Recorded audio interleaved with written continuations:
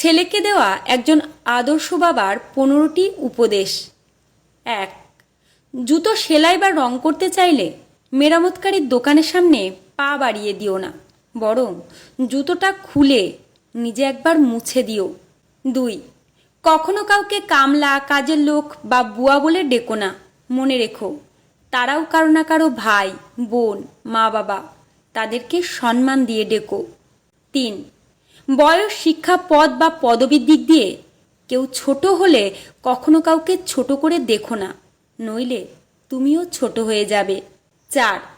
পড়াশোনা করে জীবনে উন্নতি করো, কিন্তু কারো ঘাড়ে পা দিয়ে উপরে ওঠার চেষ্টা করো না। 5. কাউকে সাহায্য করে পিছন ফিরে চেও না, সে লজ্জা পেতে পারে। 6. সবসময় পাওয়ার চেয়ে দেওয়ার চেষ্টা করো বেশি। মনে রেখো, প্রদানকারীর হাত সর্বদা উপরেই থাকে। 7. এমন কিছু করো না যার জন্য তোমার এবং তোমার পরিবারের উপর আঙুল ওঠে। 8.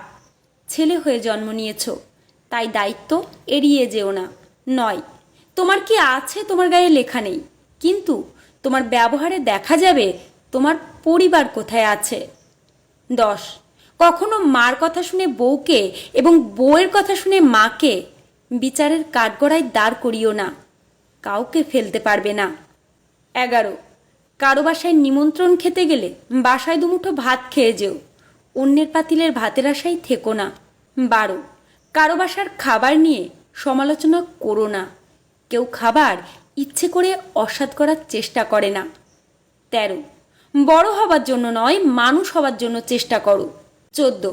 শ্বশুর বা শাশুড়িকে এতটা সম্মান দিও যতটুকু সম্মান তোমার বাবা মাকে দাও, এবং তাদের প্রতি এমন আচরণ করো যাতে করে তাদের মেয়েকে তোমার বাড়ি পাঠানোর জন্য উতলা থাকে। 15. সবসময় ভদ্র ও নম্রভাবে চলো এবং কথা বলো, কিন্তু অন্যায়ের সাথে আপোষ করো না। অসাধারণ এই মূল্যবান শিক্ষাগুলো যদি কোনো বাবা মা তাদের সন্তানকে ছোটবেলা থেকে দিয়ে বড় করে তোলেন, তাহলে এই সমাজটা একদিন ঠিক পাল্টে যাবে। আপনাদের কি মতামত কমেন্টে জানাতে ভুলবেন না। আর বাবার দেওয়া অসাধারণ এই উপদেশগুলো ভালো লাগলে শেয়ার করে দেবেন।